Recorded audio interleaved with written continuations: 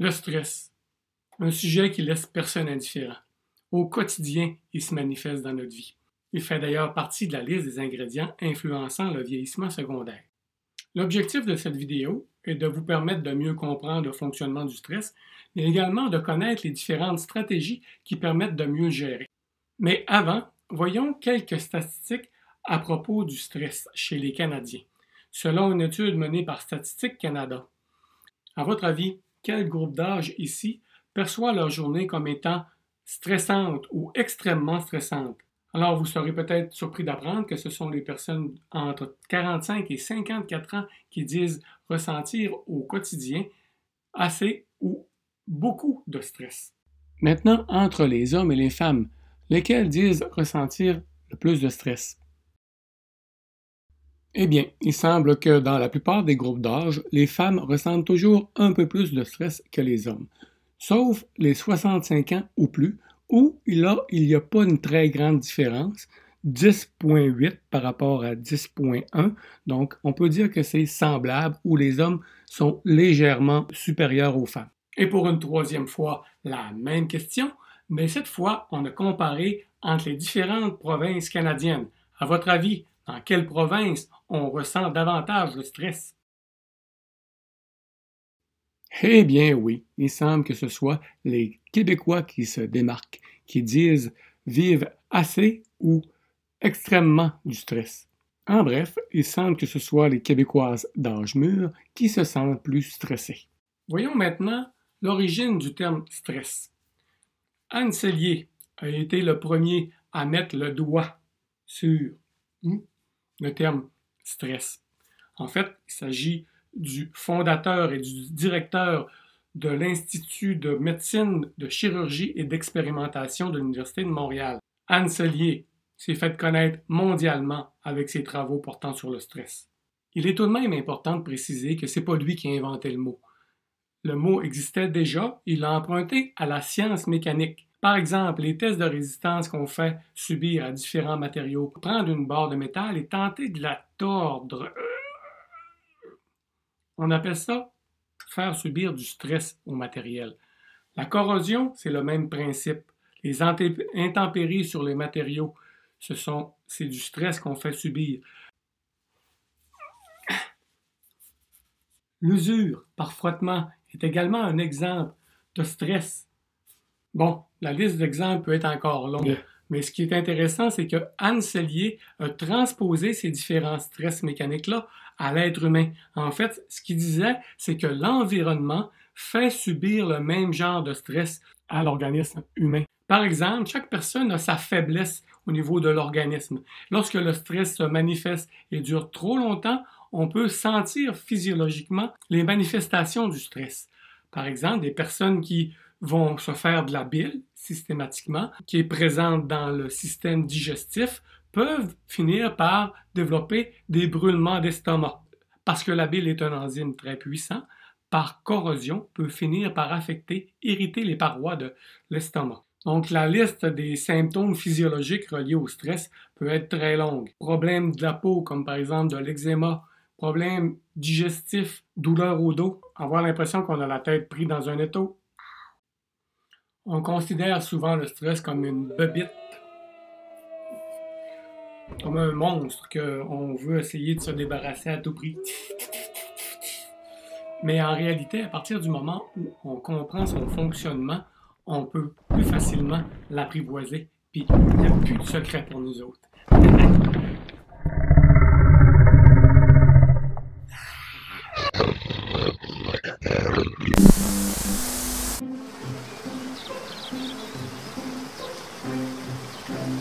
En fait, ce qui est intéressant de savoir, c'est que le stress, c'est une réaction physiologique.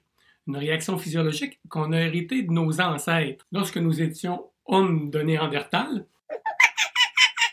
nous étions quotidiennement confrontés à des situations de vie ou de mort. Réussir à manger tous les jours ou à être mangé. Face à la menace, il y a deux façons de réagir. Soit combattre ou fuir. Avez-vous déjà entendu parler de la théorie de Darwin, la sélection naturelle?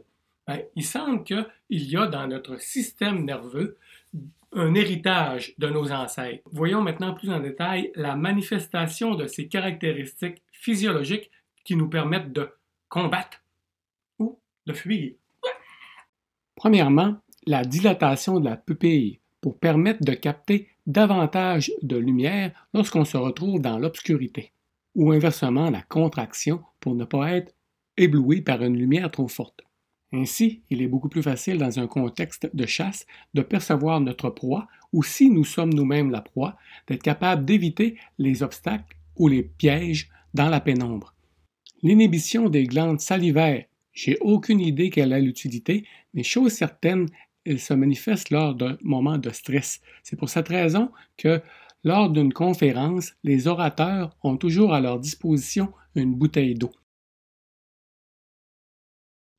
Au niveau des poumons, il y a un relâchement des bronches pour permettre une plus grande amplitude dans la respiration. Au niveau du cœur, il y a une augmentation du rythme cardiaque pour fournir un apport en oxygène aux grands muscles. Au niveau intestinal, la digestion est inhibée pour diminuer la dépense d'énergie. Le foie, tant qu'à lui, libère du glucose afin de fournir de l'énergie. Les glandes surrénales, qu'on appelle surrénales parce qu'elles sont sur les reins, libèrent ce que l'on appelle les hormones du stress, le cortisol et l'adrénaline. Bon, maintenant que vous savez d'où vient le stress et toute l'énergie qu'il met à votre disposition, vous commencez sans doute à l'envisager différemment, à l'apprivoiser. En bref, le stress, ça a une valeur hautement adaptative. Il est nécessaire à notre survie, mais aussi à notre adaptation dans l'environnement. Pourtant, demeure que le stress y a vraiment mauvaise réputation. Ne faites que songer lorsque vous avez un exposé oral à faire et vous arrivez devant tout le monde et que vous vous mettez à trembler. À bégayer. Vous perdez vos mots et il n'y a rien à faire, vous avez plus accès à ce que vous aviez placé dans votre mémoire. Mais il y a quand même quelques principes de base qu'il faut se rappeler. Rappelez-vous du point de vue des cognitivistes. C'est pas tant l'événement lui-même qui provoque une réaction, comme par exemple le stress ou un comportement, mais plutôt la manière dont on va l'interpréter, autrement dit, le percevoir. Donc, on ne réagira pas tout le monde de la même façon au stress. Et c'est sur cette question que s'est penchée la psychologue Kelly McGonigal,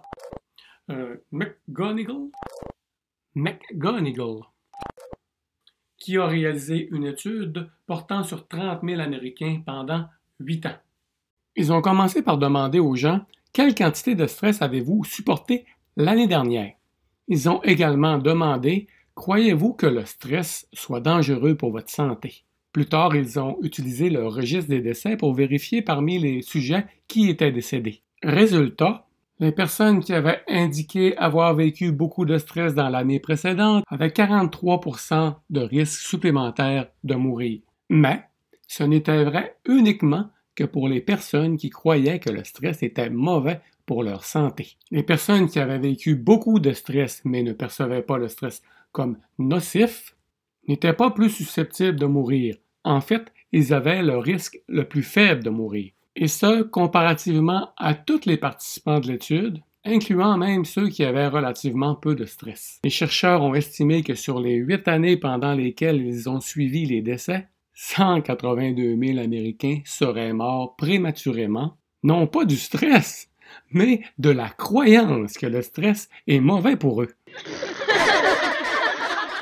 Bref, la croyance que le stress est mauvais serait la 15e principale cause de décès aux États-Unis, tuant plus de personnes que le cancer de la peau, le sida et les meurtres. Des résultats plutôt inquiétants. Donc, ne vaudra-t-il pas la peine de travailler davantage sur ce que l'on pense du stress? Ce que propose Kelly McGonigal avec sa recherche, c'est de changer sa manière d'envisager le stress. Ainsi, on va changer la manière dont le corps réagit au stress. La prochaine fois où vous serez placé dans une situation où vous devez performer, comme par exemple parler devant un groupe de personnes ou encore faire un examen en classe, le système nerveux sympathique se mettra alors en action et vous en sentirez les symptômes. Mais plutôt que d'interpréter ces changements physiques comme de l'anxiété ou comme des signes qui montrent que vous ne supportez pas très bien la pression, percevez-les plutôt comme des signes que votre corps a été stimulé, énergisé pour vous préparer votre corps à relever ce défi. C'est exactement ce dont ont été informés les participants à une étude menée à Harvard. Avant qu'ils ne passent le test de stress social, ils ont appris à penser leur réponse au stress comme utile. Ce cœur qui bat la chamade vous prépare à l'action. Si vous respirez plus vite, il n'y a aucun problème. Ça apporte plus d'oxygène à votre cerveau. Les participants qui ont appris à avoir la réponse au stress comme utile à leur performance, eh bien, étaient moins stressés, moins anxieux, plus confiants, mais la découverte la plus fascinante, c'est la façon dont leur réponse physique au stress avait changé. Dans une réponse typique au stress, votre rythme cardiaque augmente et vos vaisseaux sanguins se contractent comme la figure le montre ici. C'est l'une des raisons pour laquelle le stress chronique est parfois associé aux maladies cardiovasculaires. Il n'est pas vraiment sain d'être dans cet état tout le temps. Mais dans l'étude, lorsque les participants ont perçu leur réponse au stress comme utile, leurs vaisseaux sanguins sont restés détendus comme l'indique la figure ci-haut. Leur cœur battait toujours la chamade, mais c'est un profil cardiovasculaire beaucoup plus sain qui apparaissait. Ça ressemble en fait beaucoup à ce qui se passe dans les moments de joie et de courage. Tout au long d'une vie d'expérience stressante, cette seule modification biologique pourrait faire la différence entre une crise cardiaque provoquée par le stress à 50 ans et vivre une bonne santé jusqu'à vos 90 ans. Et plus, c'est vraiment ce que la nouvelle science du stress révèle. La manière dont vous percevez le stress a son importance. La meilleure manière de négocier avec le stress, ce n'est pas d'essayer de s'en débarrasser, mais plutôt de vous rendre plus doué à utiliser votre stress. Voyons maintenant d'autres principes à propos du stress. On entend souvent dire « Ah, ce serait un rêve si j'arrivais à vivre sans aucun stress, ce serait merveilleux. » Eh bien, détrompez-vous. Quelqu'un qui n'a aucun stress, en fait, c'est un cadavre. Même lorsqu'on dort, on ressent du stress. D'où bien des scénarios de rêve qui s'amènent à notre esprit. Puisqu'on ne peut pas vivre sans, il faut bien lui reconnaître certaines utilités. Voyons la courbe du stress. Donc, sur l'axe des abscisses, ici, nous avons la liste des choses à faire et sur l'axe des ordonnées, nous avons en relation la productivité. On se rend compte que lorsqu'on n'a pas beaucoup de choses à faire, on s'ennuie. Moins on est stimulé, plus on s'engourdit et moins on est efficace. Plus on a de choses à faire, plus on s'active et donc plus on devient efficace, on devient plus productif jusqu'à un certain niveau. C'est ce qu'on appelle un niveau de stress qui va être perçu comme optimal. Si on ajoute des éléments, on devient contre-productif, on perd nos moyens. C'est là que le stress devient trop intense et que notre niveau de productivité va diminuer. Parce qu'on va être davantage dans une situation de panique, on va être en perte de contrôle. Est-ce qu'il y a des causes de stress qui sont universelles? Eh bien, la réponse est oui. En fait, on pourrait dire qu'il y a 4 ingrédients qui sont universellement stressants. Voici les 4 caractéristiques d'une situation perçue par l'ensemble des êtres humains comme étant stressant. Un contrôle faible, ne pas être ou avoir l'impression de ne pas être en contrôle de la situation. Par exemple, avoir travaillé pendant des heures et des heures sur un projet, mais votre ordinateur plante à la dernière minute. L'imprévisibilité. L'exemple précédent est également une situation d'imprévisibilité. On ne sait jamais à quel moment notre ordinateur va commencer à nous jouer des tours. La nouveauté. Une situation qui se présente et que vous n'avez encore jamais vécue. Par exemple, l'arrivée de votre premier enfant. Et enfin, l'ego menacé. Lorsque votre compétence est remise en doute, ou encore lorsqu'on vous dénigre, vous ridiculise. Mais qu'arrive-t-il lorsqu'on n'arrive pas à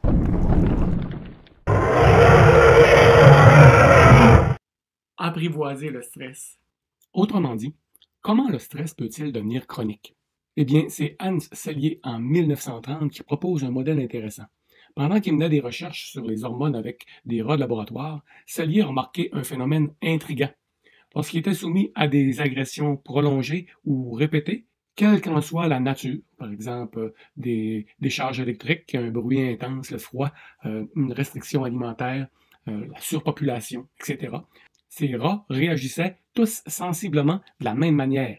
Dans un premier temps, ils déployaient une grande énergie pour lutter contre ces agressions. Puis, les rats entraient dans une deuxième phase, où il semblait s'être adapté à ces agressions, pour finalement entrer dans une troisième phase dans laquelle il tombait malade ou même mourait. Ce qui est encore plus étonnant, leur autopsie révélait toujours les mêmes anomalies. Atrophie de structures liées à la réaction immunitaire du thymus, atrophie des ganglions lymphatiques et de la rate, hypertrophie des glandes surrénales, baisse du nombre de lymphocytes dans le sang, ulcères gastro-intestinaux, etc. Or, durant ses études de médecine à Prague, dans les années 20, Sellier avait déjà observé ce même ensemble de symptômes, mais chez des patients humains qui avaient subi des traumatismes importants. Il appela syndrome général d'adaptation ces 3 séquences prévisibles des réactions d'un organisme soumis à un stresseur important qui perdure. Chacun dispose d'un capital d'adaptation plus ou moins important qui lui permet de se défendre, mais qui s'épuise progressivement. Rappelez-vous de la courbe du stress. L'essentiel, c'est de maintenir un niveau de stress optimal permettant de fonctionner de façon efficace et peu dommageable. Dans un tel contexte, l'organisme résiste normalement, illustré par la ligne horizontale apparaissant ici, tandis que le tracé en rouge illustre la résistance au stress dans un contexte où les exigences de l'environnement dépassent les capacités de l'organisme.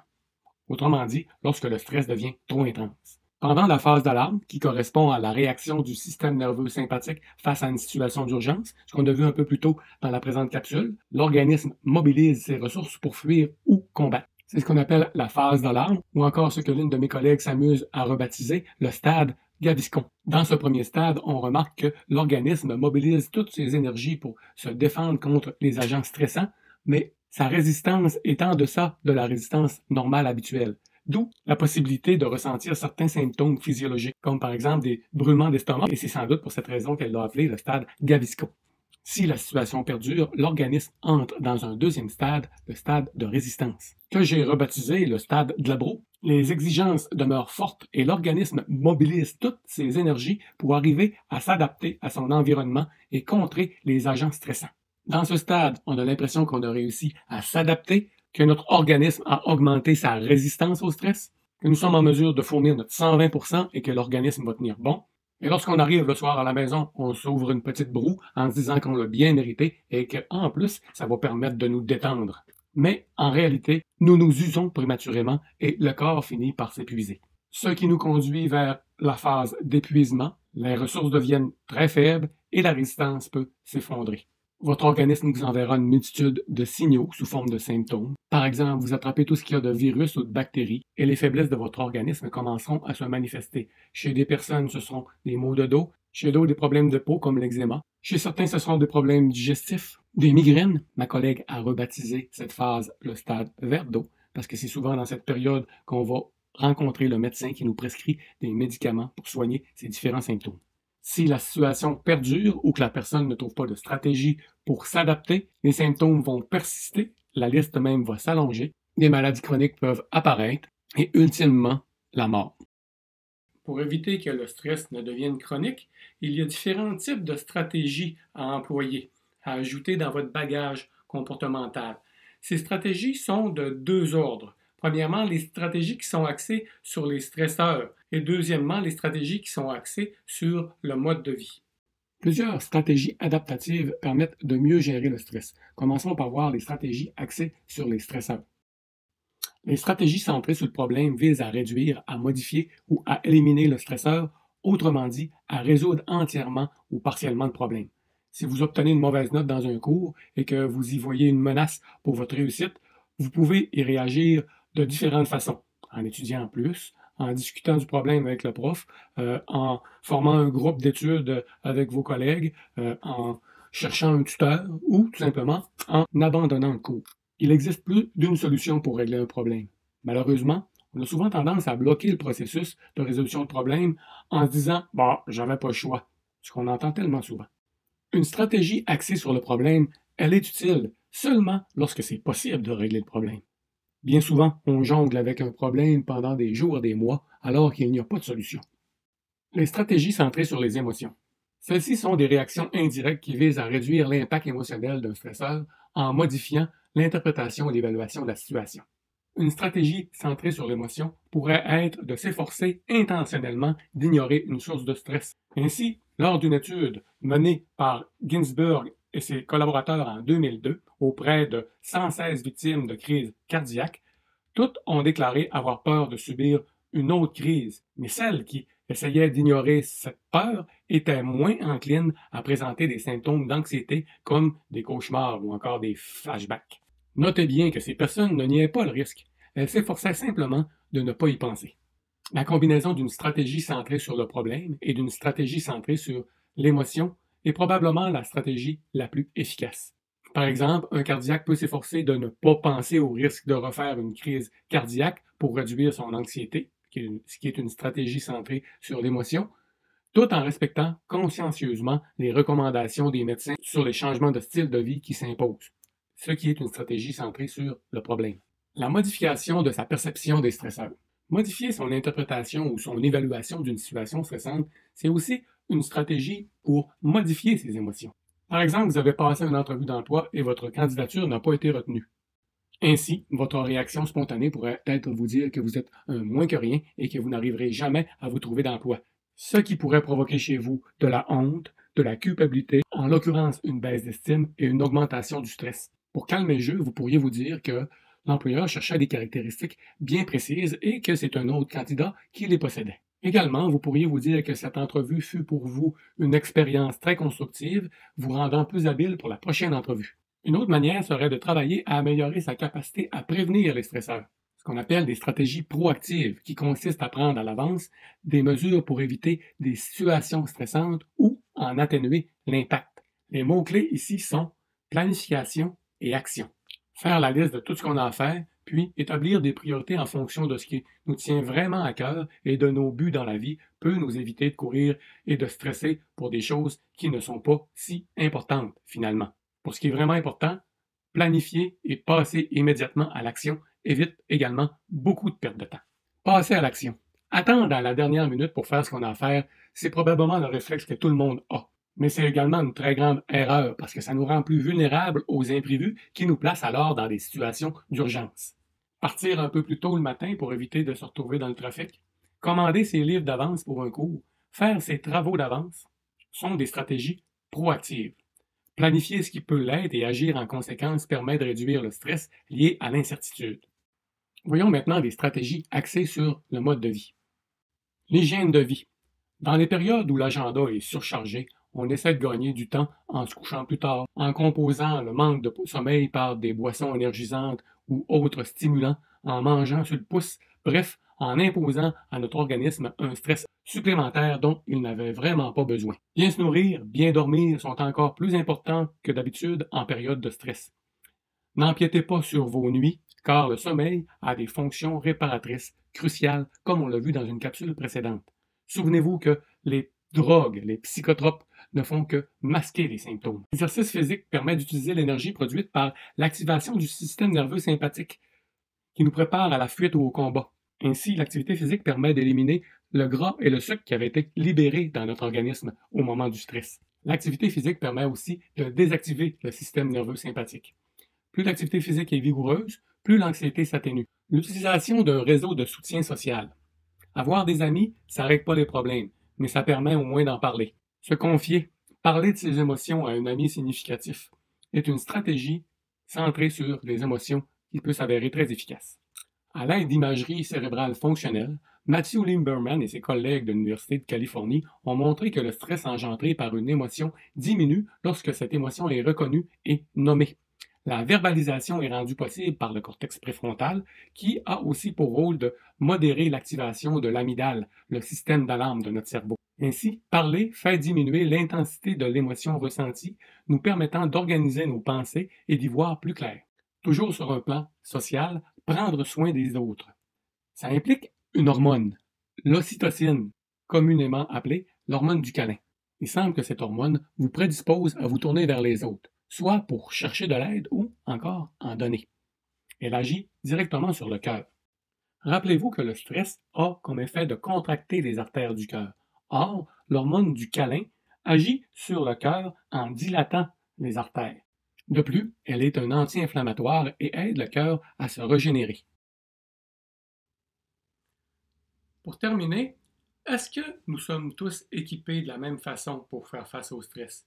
Autrement dit, est-ce qu'il y a des personnalités qui gèrent mieux le stress ou d'autres qui ont plus de difficultés à y faire face? Bref, une personne résiliente, est-ce qu'elle ressemble davantage à Superman ou à Batman?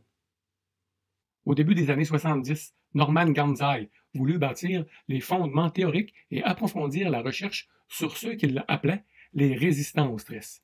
Ne croyant pas au concept de vulnérabilité ou d'invulnérabilité, il croyait plutôt en un processus efficace pour une situation en particulier à un moment donné et non pas en un attribut stable qui fonctionne en tout temps.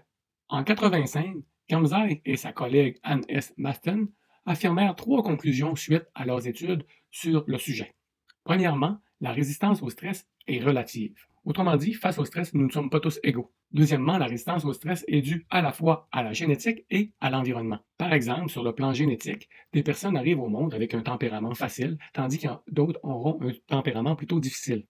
Et sur le plan environnemental, le style d'attachement ainsi que le style éducatif des parents influenceront le développement des capacités d'adaptation de l'individu et donc sa capacité à faire face au stress. Et finalement, la résistance au stress dépend de la situation. La personne résiliente l'est seulement pour une situation précise. Elle n'est conséquemment pas à l'abri de la souffrance. Pour utiliser l'analogie de Superman versus Batman, une personne résiliente ressemblera davantage à Batman. La résilience n'est pas un synonyme d'invincibilité, mais plutôt de souplesse et d'adaptation. Cette capsule vidéo est loin de faire le tour en ce qui concerne le stress. On pourrait en parler encore pendant des heures. Afin d'en apprendre davantage sur le sujet, je vous invite à consulter le site qui apparaît ci-dessous, stresshumain.ca. Il s'agit du site du Centre d'études sur le stress humain de l'Institut universitaire en santé mentale de Montréal, qui vise l'amélioration de la santé physique et mentale des individus.